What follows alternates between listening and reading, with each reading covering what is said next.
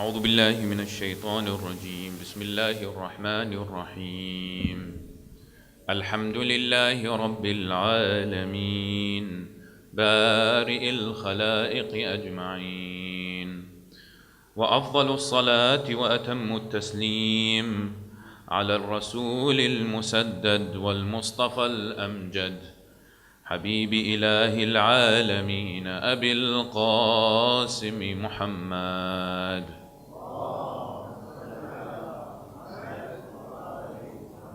وعلى آله الهداة الطيبين الطاهرين وأصحابه المنتجبين وعلى جميع أنبياء الله الصالحين. السلام عليك يا أبا عبد الله وعلى الأرواح التي حلت بفنائك وأناخت برحلك.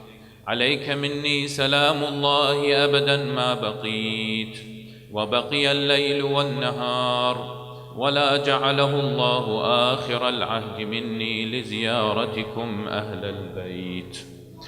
السلام على الحسين وعلى علي بن الحسين وعلى أولاد الحسين وعلى أصحاب الحسين جميعا ورحمة الله تعالى وبركاته.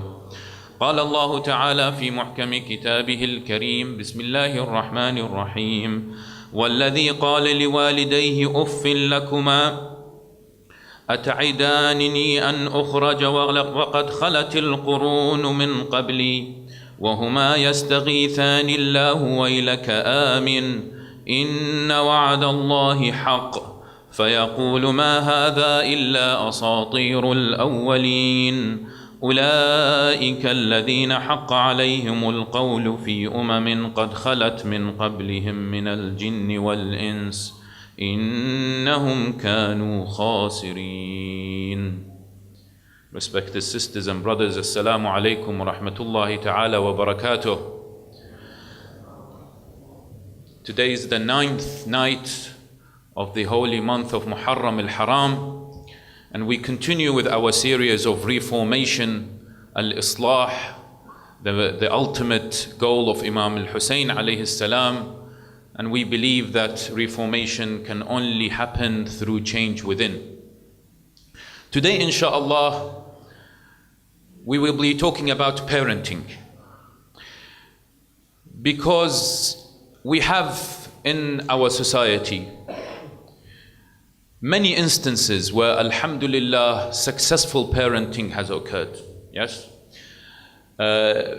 In fact, when it comes to remembering Imam al-Hussein alayhi salam, you find that many of our youths not just get the upbringing and their lessons and education from their parents, but also they get it from Imam al-Hussein, because Imam al-Hussein alayhi salam is Islam.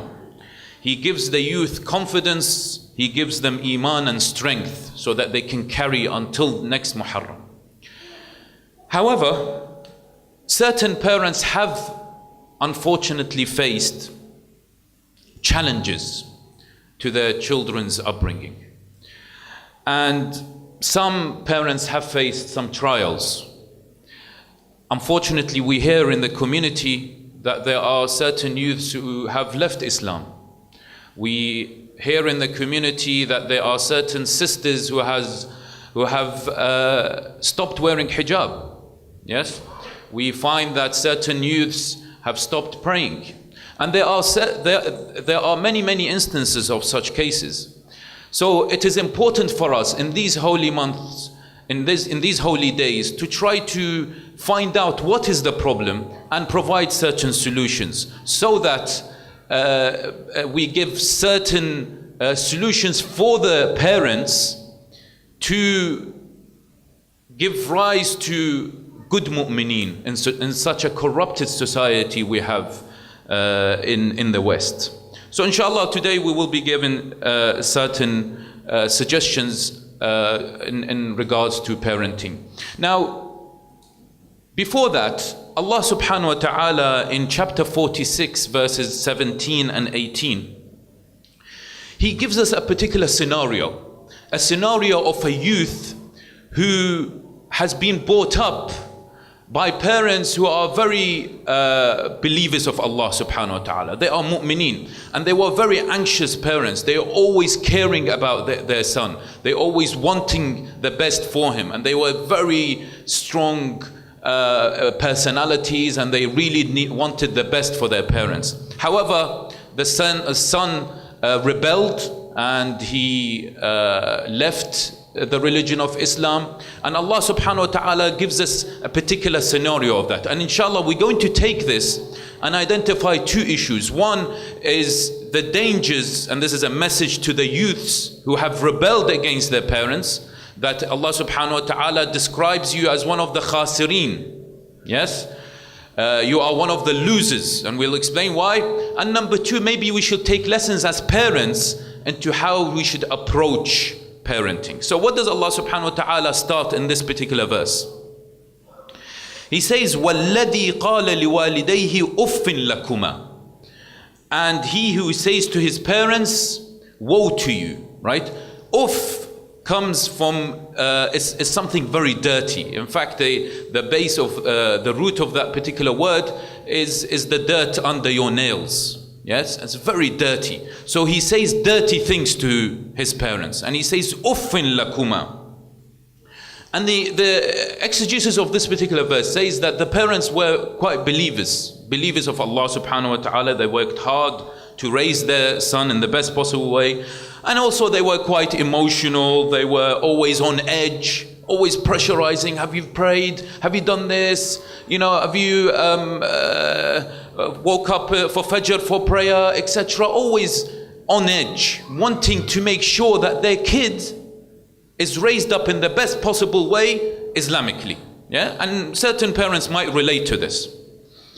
So they were always worried about his iman, and they had some sort of interference in his life. What does the verse say after this?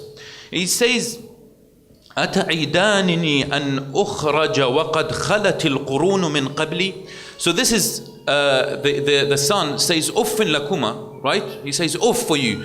Do you actually threaten me that I shall be brought forth when generations have already passed away before me? So he says, look, you always tell me these stories. You always tell me about there's going to be life after death. You always tell me that if I die, I will be resurrected. I haven't seen this at all. No one has died and they've been resurrected after that. I haven't seen it. So stop telling me all these stories. Stop, keep on pressurizing me to believe. I've had enough. I don't want to believe. So he said this, so there is no one has come back after death to testify that there is life after death. But then what did the parents do? Allah subhanahu wa ta'ala says in that verse, he says, وَهُمَا يَسْتَغِيثَانِ اللَّهِ. Then what they did was they went and begged Allah subhanahu wa ta'ala. This is istighatha. It shows that the parents were very much believers of Allah subhanahu wa ta'ala, right?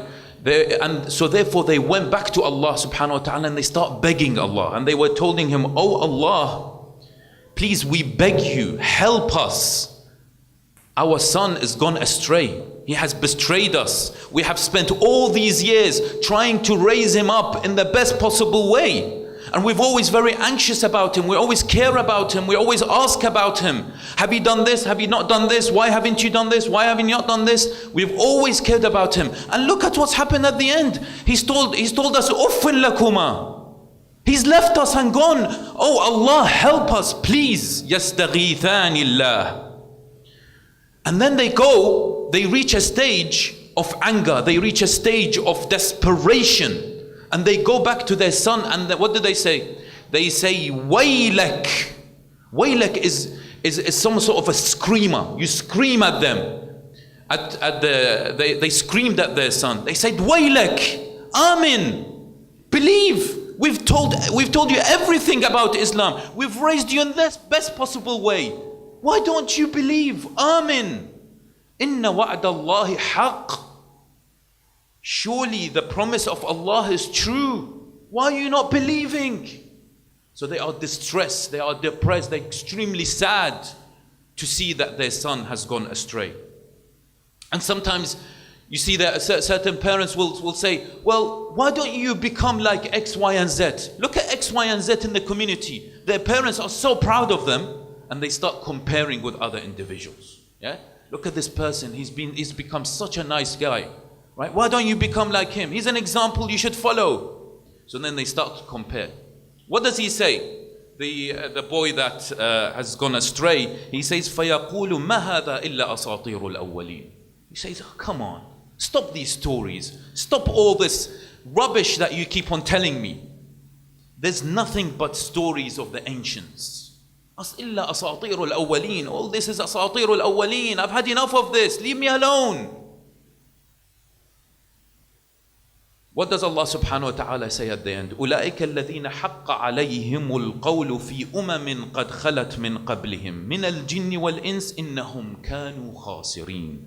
Such are those on whom the word has proved true among nations of the jinn and the men that have already passed away before them. Surely they are losers. Now, two lessons very quickly. One is that a lesson to those who have betrayed their parents, after their parents giving so much effort and time for their upbringing, is that Allah subhanahu wa ta'ala describes them as losers. You are khasirun. There is no worse status. When Allah subhanahu wa ta'ala says these people are losers, means you are the worst of the worst. You are losers, that's it. Because you have betrayed, not just betrayed birr al-walidain, you haven't followed birr al-walidain, right? But also you have been you have gone away, you have diverted from the truth, from the right path. So what lessons can we take? Inshallah, I have 6 points I would like to mention with you today in the next few minutes. Inshallah. And before that, we like to hear a very, very loud salawat ala Muhammad wa ali Muhammad.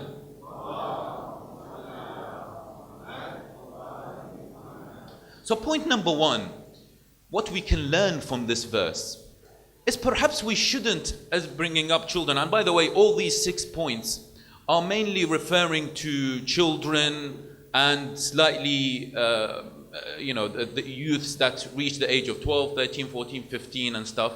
We're not going to talk about higher. This is mostly regarding children of young age, inshallah. So number 1 is, perhaps we shouldn't pressurize the child. As believers, we have to have a measurement of how much pressure we put into a child. But most importantly, we replace pressure with being the best role models. Yeah? When my akhlaq is beautiful in front of my kids at home, the kids will look at me and say, wow, this is the best example of a best akhlaq. I should follow this. However, if my akhlaq is always I swear at home, always I'm angry, I shout at my wife, I swear, etc., then the child will think, wow, this is something I should also do. So then researchers have shown, and I will highlight it in a few minutes, that psychologically they will affect them. That the child's psychology will be affected in terms of saying, well, it's okay for me to be angry to my wife or in society. So what we must do, I believe, as parents, is we must encourage without forcing. Because forcing does not seem to be the answer. That particular verse seems to say, because those individuals, those parents, they were quite forceful in their approach. And obviously it hasn't really worked. But of course we have to encourage our kids, but with certain boundaries. We have to have rules in the house. I'm not saying do not have rules in the house. Of course there must be rules in the house. So for example, a rule that, when you wake up in the morning, say salamun alaykum to your parents, to your brother, to your sister, right? When there are certain practices when you go to the bathroom, right? There are certain rules that they must abide.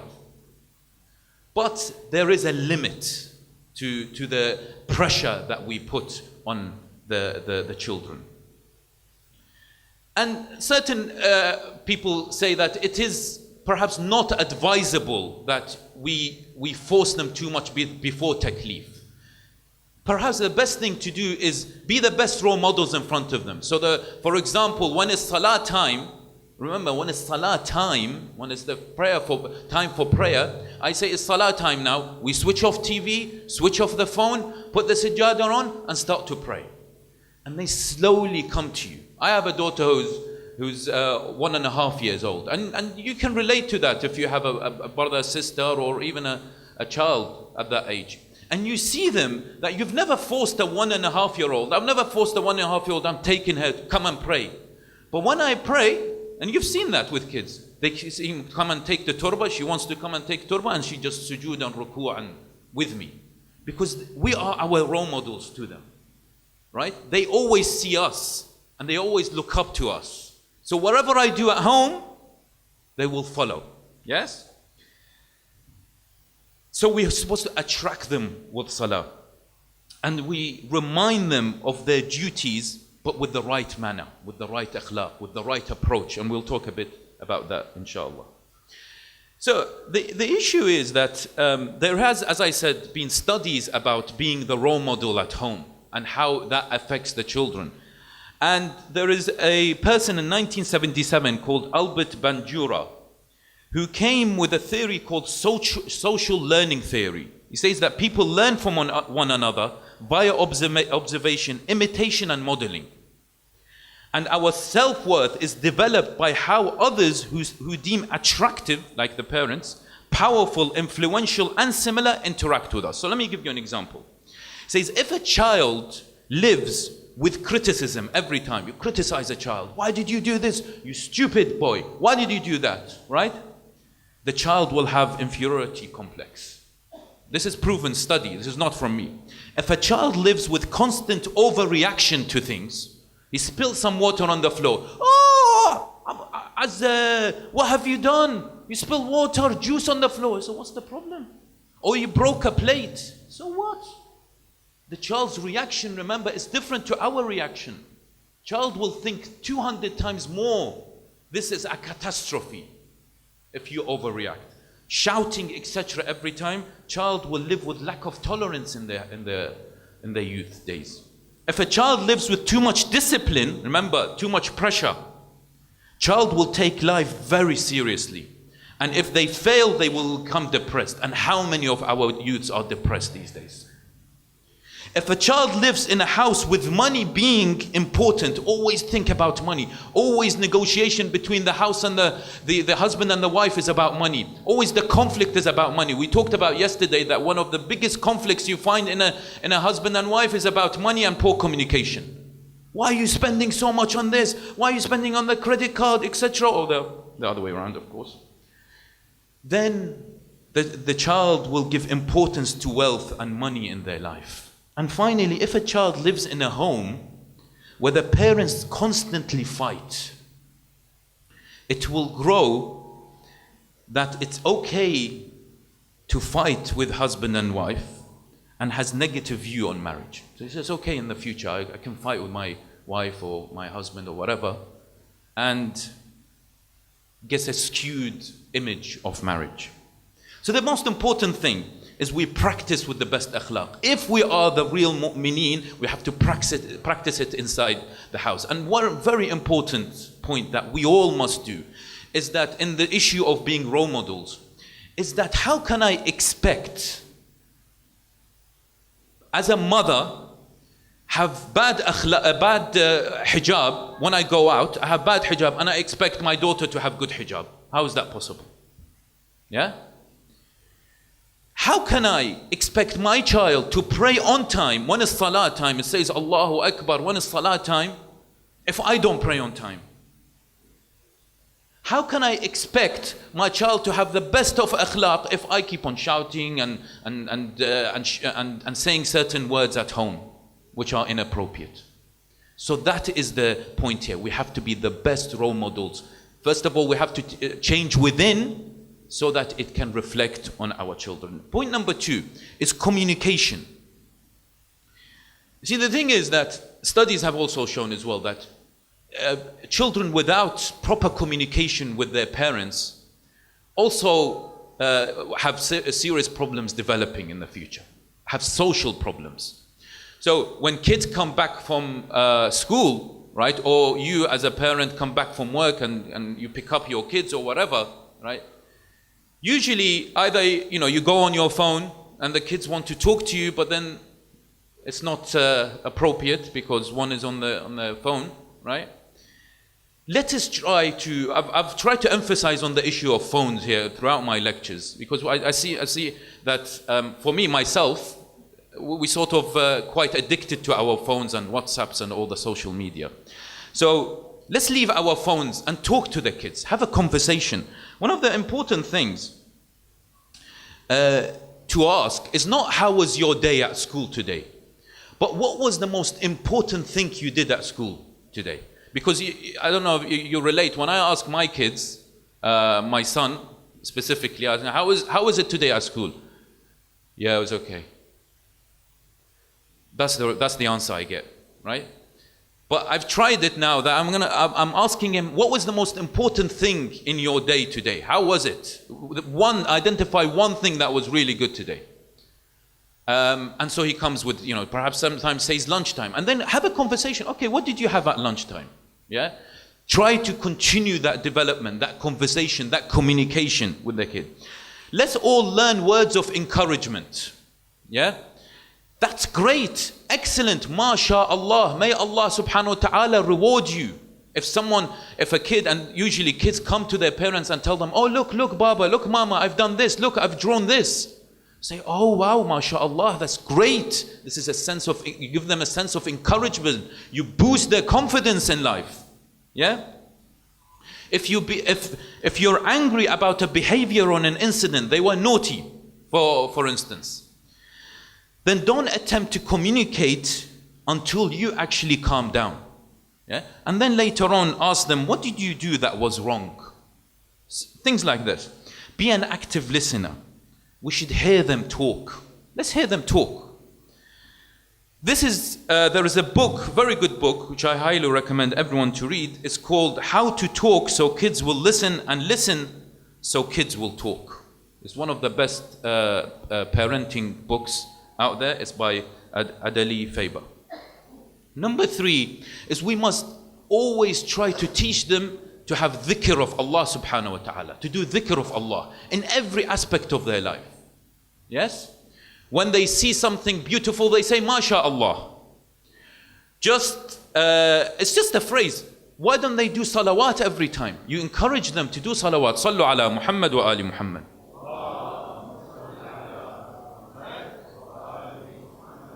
Recite salawat, recite istighfar. If you've done something wrong, ask them. If you did something wrong, say astaghfirullah. If you shouted at your parents, say astaghfirullah, Baba. It's just a small phrase, right? As how much we encourage them to say thank you. Make sure you say thank you after you've eaten. Say sorry if you've done bad things. We're very good at that. And let's do that, yes.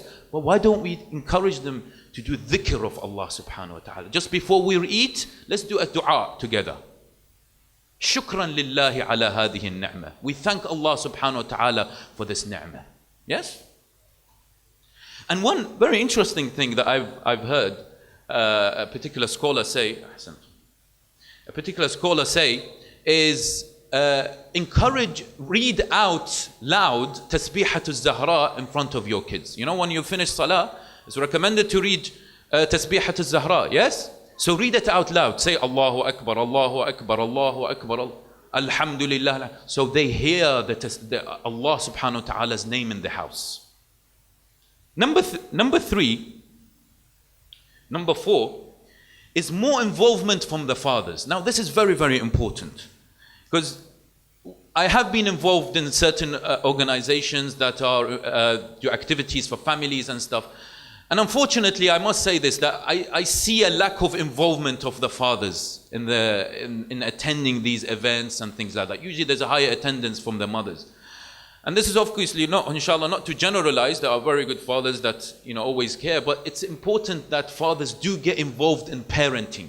Yes, certain individuals might be very busy, but do get involved in parenting. The reason also why I say this is because there's been a study from University of Oxford, published in journal BMJ, Open, suggests that confident fathers who embrace becoming a parent are less likely to have children who display behavioral issues before the teenage years. They say, quote, "The findings of this research suggests that it is psychologically and emotional aspects, it is a psychological and emotional aspect of parental involvement in a child's infancy that are most powerful in influencing later child behavior, and not the amount of time that fathers are engaged in childcare or domestic tasks in the house." So the father's role, right, more involved in the parental involvement in terms of their influence in their child's behavior. And it is proven, and you can read more about this study. Number 5 is we constantly should interact with them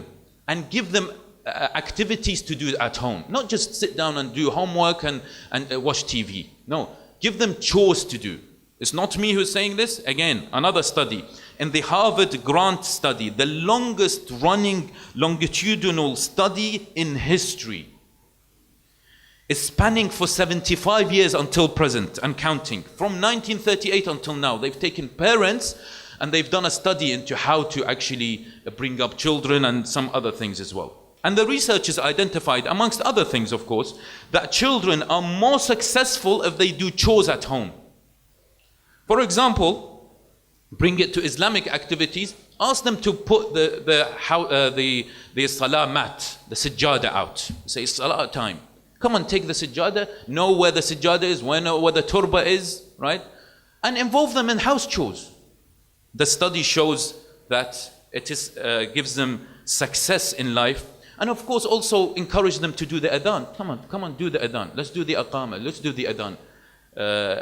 Involve them in certain these activities. And finally, number 6 is, we've mentioned this particular point, and I always try to remind myself and everyone else about emotional intelligence, yeah? Because it's so powerful, emotional intelligence, and you can use it as a parent, you can use it as a husband, as a wife, you can use it as a single person in your work, in your activities, in your daily life. And I think it's a must, as an obligatory thing for a mu'min to be emotionally intelligent. Because emotional intelligence is where you actually control your own emotions and the emotions of the people around you. Yes? So there's another book, a very interesting book, called Raising an Emotionally Intelligent Child by Gold Gottman. There's 3 do's and 3 don'ts. One is, do recognize negative emotions as an opportunity to connect. Please have a seat. Please have a seat.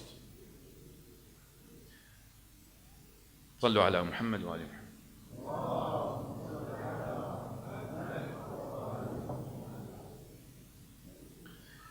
So you use the negative emotions of a child as an opportunity to connect. So for example, let's try to say, it sounds like you're frustrated. Maybe if they're angry, say, it sounds like you're so frustrated. I totally get it. Not when they're frustrated, they say, oh, be quiet, just be quiet.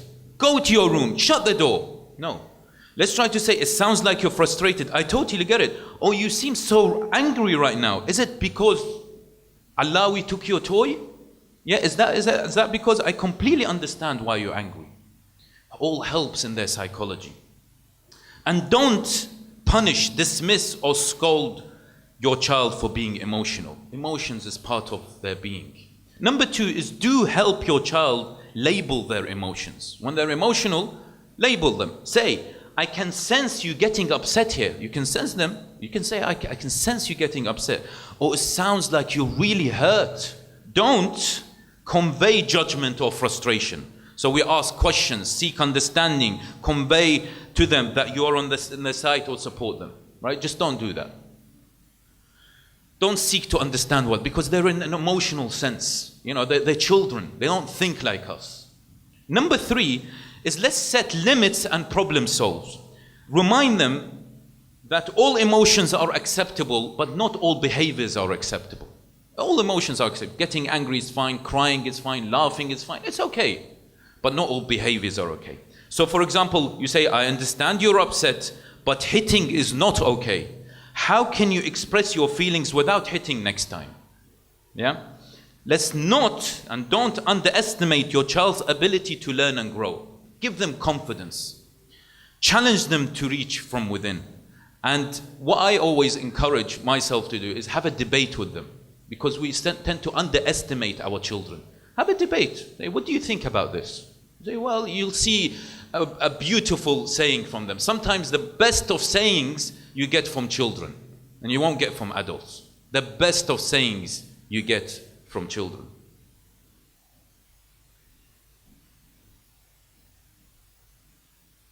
This is, of course, from a book, Raising an Emotionally Intelligent Child by John Gottman.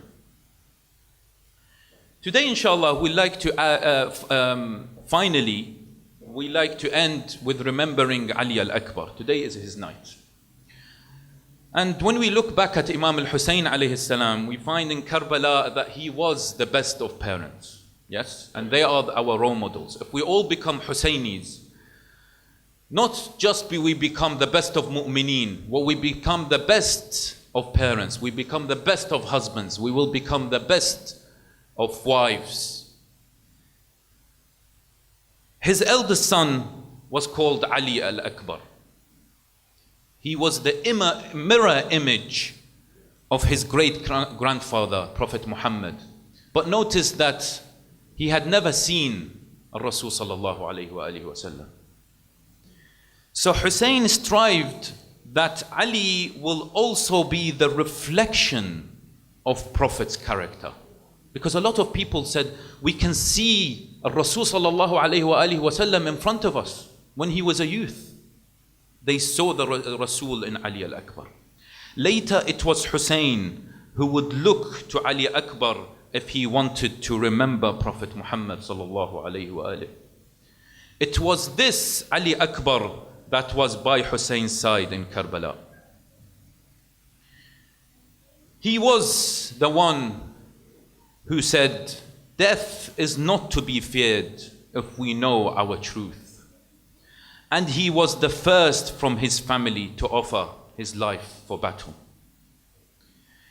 He fought bravely against the enemy's vast numbers. Eventually, he was hit badly with a spear. His blood covered the horse's eyes. Not seeing ahead, it took him deeper in the midst of the soldiers. They took no mercy on Ali al-Akbar. They hurried to reach him. Hussein heard Ali Akbar's final call. Father, I am thirsty no more. I can see my grandfather now. He has the water and he has more for you. The mirror images met, but one was smashed to 1,000 pieces. We say, Ali Akbar, my first in line. The life you gave was also mine. The first in line of sacrifice. Only the dearest will suffice. I saw in you, my son Ali, the reflection of the Nabi, Muhammad, the dear messenger, his looks and his character. You left without any doubts. Truth guided your insights. Ali Akbar, my first in line, the life you gave was also mine. The life that rose above the skies was torn apart before my eyes. I saw you were surrounded. You fought them single-handed. They came at you from all sides, crushing with fury like the tides. And when you fell to your end, these words to me you did send. I met my own reflection, Muhammad in his perfection. Ali Akbar, Ali Akbar, my first in line. The life you gave was also mine. ولا حول ولا قوة إلا بالله العلي العظيم. وسيعلم الذين ظلموا أي منقلب ينقلبون والعاقبة للمتقين والحمد لله رب العالمين والصلاة والسلام على محمد وآله الطاهرين.